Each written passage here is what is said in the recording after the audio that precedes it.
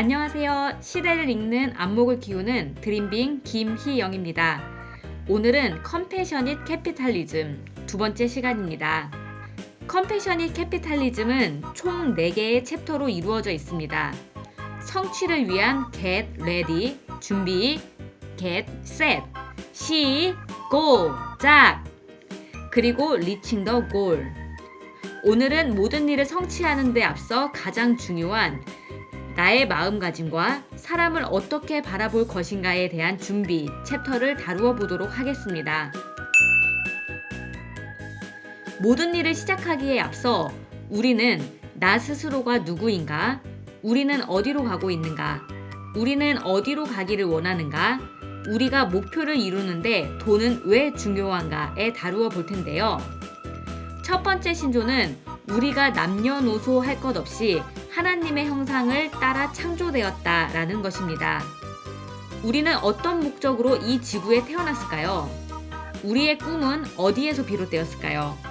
그 꿈의 실현과 관련해 어떤 희망을 가지고 있을까요? 우리는 우연의 일치로 유전적 장난으로 이 땅에 태어났을까요? 도저히 알 수 없는 미스터리일까요? 아니면 탄생에 분명한 목적이 있을까요? 이 책에서는 작은 꿈조차 꿀 수 없는 흑인 수감자 나스 임렌의 이야기가 나옵니다. 과거에 얽힌 우울한 삶에서 그가 선택할 수 있었던 것은 오직 자신의 환경을 탓하며 다른 사람을 비난하기였습니다. 그런데 만약 누군가가 그에게 이런 이야기를 들려주었다라면 어땠을까요? 모든 인간은 하나님의 형상대로 창조되었고 그래서 모두는 가치와 존엄과 독특한 잠재력을 지니고 있대. 그러므로 넌 너 자신뿐 아니라 다른 사람을 위해서도 원대한 꿈을 꿀 수 있어. 이렇게 한 사람을 바라보는 시선이 달라질 때 분명 인생에 엄청난 변화가 찾아올 것입니다. 자신을 어떻게 바라볼 것인가? 사랑하는 자녀를 바라보는 부모의 눈빛을 생각해 봅시다. 세상 모든 것을 다 주고 싶고 자녀가 늘 행복하길 바랄 겁니다. 자녀 대신 아파주고 싶은 마음, 그게 바로 부모의 마음일 건데요. 하나님이 우리 모두를 그런 마음으로 창조하셨다는 믿음을 가질 때 우리 모두가 꿈을 꾸도록 창조되었다고 믿을 때 우리의 삶은 더 멋지게 펼쳐집니다. 꿈은 사람의 인격을 판단하는 기준이다. 우리가 가진 꿈의 크기는 곧 우리의 영혼의 크기를 결정합니다. 한 번뿐인 인생, 우리는 우연히 이 땅에 태어난 것이 아닙니다. 나 자신을 사랑하고 나를 믿음으로 바라볼 때 나의 진정한 삶의 가치를 발견할 수 있습니다. 당신은 다른 사람들을 어떻게 바라볼 것인가? 나 자신이 특별하게 창조된 사랑을 받을 존재라면 우리는 다른 사람을 바라볼 때 그들 역시 특별한 사랑을 받고 태어난 특별한 존재로 봐야 합니다. 우리는 그들이 원하는 것을 이루도록 도울 때 우리의 삶과 그들의 삶을 더 윤택하게 만들어갈 수 있습니다. 두 번째 신조는 우리는 어디로 가고 있는가? 특별하게 태어난 우리가 그 잠재력을 발휘하지 못하며 방황하는 모습을 발견하는 것부터 시작합니다. 대부분의 사람은 꿈꾸는 자신의 삶의 모습을 이루지 못한 채 현실에서 결핍을 느끼며 살아가고 있습니다. 그들은 누군가의 현실적인 도움을 갈망하고 더 나은 삶을 위한 성장을 꿈꿉니다. 그러기 위해 우리는 지금 어디에 있고 앞으로 어디에 있기를 원하는지, 필요한 것이 무엇인지 솔직하게 살펴보아야 합니다. 사람들은 기대와 성취의 간극을 메우기 위해 각자 최선의 노력을 하고 있습니다. 하지만 그 격차가 벌어질 때 우리는 우울감에 빠지곤 합니다. 챕터 2에서는 우리가 현실에서 느끼는 자괴감과 우울감을 다루며 그 시기를 어떻게 보내야 하는지, 어떤 의미를 발견해야 하는지에 대해 이야기합니다. 우리는 우울감을 느낄 때 첫 번째, 우울증을 부정하고 무시해버릴 수 있습니다. 남몰래 혼자 그 고통을 겪으며 아무렇지 않은 척 사는 것을 선택하기인데요. 안타깝게도 아무렇지도 않은 척하면 우리는 자신조차 도울 수 없습니다. 우리는 아무렇지 않은 척함으로 우울감을 치유될 수 없습니다. 두 번째 선택은 탓할 사람 찾기입니다. 문제의 원인을 내가 아닌 타인을 탓해버리기인데요. 좋은 이유와 좋게 들리는 이유에는 큰 차이가 있습니다.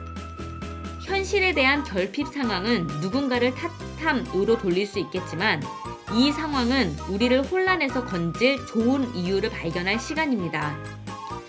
내 뜻대로 상황이 잘 풀리지 않는다면 우리는 새로운 계획을 세움으로 삶의 새로운 방향을 설정할 기회를 만나는 것입니다. 세 번째 선택은 우울증에서 도망치기입니다. 우리는 전 세계적으로 우울증을 겪는 사람이 넘쳐나는 시대에 살고 있습니다. 그로 인한 우울증 약이 엄청난 판매고를 올리고 있는데요. 절망은 약이 아니라 희망으로 가장 잘 치유가 된다 라는 말을 꼭 기억하세요. 우울증에서 도망치고 숨는 것이 아닌 삶의 의미와 희망을 발견해야만 합니다. 네 번째 선택은 우울증 인정하기입니다. 우울증의 감정은 한없이 아래로 빨려 들어가는 대신 부정적인 감정을 끝이 아닌 시작으로 보는 것입니다. 우울증은 멈춰, 전방 위험, 방향 전환 신호로 보는 것입니다. 우리는 어려움을 겪는 고통의 시간을 우리가 살며 만날 다른 사람을 돕도록 우리를 단련시킨다고 생각을 바꿔봅시다. 단련된 우리는 분명 더 많은 사람을 돕고 더 많은 사람을 희망의 여정으로 이끌 수 있습니다. 우리의 꿈을 함께 이겨나가고 서로의 도움으로 다시 꿈꾸는 것을 배우고 한 걸음 내디딜 때 우리는 그 꿈이 실현되는 것을 볼 수 있을 겁니다. 세 번째 챕터는 우리는 어디로 가기를 원하는가입니다. 우리가 원하는 삶의 방향을 올바르게 설정하는 것이 중요한데요. 우리는 우리 자신이 무엇이 되고 무엇을 하길 원하는지 분명히 알 때 더 나은 삶의 변화가 시작됩니다. 우리가 세운 목표는 우리의 미래를 만들 수 있습니다. 우리가 가장 소중하게 여기는 삶의 가치들을 바탕으로 삶의 방향을 정하는 것이 중요한데요. 우리가 원하는 삶의 방향을 정함으로써 우리는 더 많은 것을 이룰 수 있는 사람이 될 수 있습니다. 자본주의의 위대함은 소수의 사람을 백만장자로 만들어 주어서가 아니라 수백만의 사람들이 자신이 원하는 모습이 될 수 있도록 돕는 데 있습니다. 우리는 앞의 세 챕터를 통해 우리가 원대한 꿈을 꾸도록 창조되었다라는 것은 인식하지만 아주 많은 사람들이 그 꿈을 실현치 못하는 것을 보아왔습니다. 그렇다면 만약 우리의 꿈이 탈선한다면 우리는 어디로 돌아가야 할지 그 구심점을 찾아가는 것 또한 중요함을 알아야 합니다. 노먼 빈센트 필은 생각을 바꿔라. 그러면 당신이 세상을 바꿀 것이다 라며 우리의 생각의 초점을 명확히 하도록 돕고 있습니다. 우리가 무엇이 되기를 원하는가? 우리는 무엇을 하기를 원하는가? 곰곰이 생각해보는 시간을 가져봅시다. 내 삶의 목표는 무엇인지, 어떤 사람이 되고 싶은지, 무엇을 할 것인지 지금 바로 노트를 꺼내 적어보세요. 나의 삶의 정확한 방향을 바라보고 인생의 방향을 설정함으로써 후회 없는 삶을 그려봅시다. 우리의 삶은 단순히 돈을 버는 그 목표 자체가 아닙니다. 우리가 꿈꾸는 모습이 되고 꿈꾸는 것을 하기 위해 자유로워지는 삶을 추구할 때 그것이 우리의 삶을 더 나은 방향으로 이끕니다. 마지막 챕터는 우리의 목표를 이루는 데 있어 돈에 대한 올바른 정립을 하는 것입니다. 우리의 삶을 자유롭게 앞으로 나아가게 하는 시작은 재정으로부터 시작이 되는데요. 재정에 문제가 있는 사람은 오래된 것부터 먼저 갚아 나가야 하고 작은 것에 충실하라. 다른 사람과 나눌 수 있는 컴패션의 마음을 가져야 하며 매일 조금씩 저축하는 올바른 습관과 재정 한도 안에서 충실하게 사는 훈련이 필요합니다. 구체적인 노력 방안까지 제시하고 있는데요. 자본주의 사회에서 돈을 바르게 바라보는 관점을 갖는 것이 우리가 성공적인 삶을 위한 중요한 준비 과정이라 할 수 있겠습니다. 오늘은 더불어 사는 자본주의 첫 번째 파트, 준비 과정을 살펴보았습니다.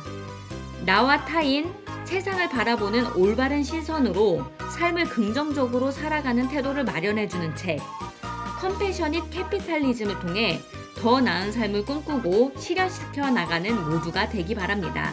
지금까지 시대를 읽는 안목을 키우는 드림빈 김희영이었습니다. 감사합니다.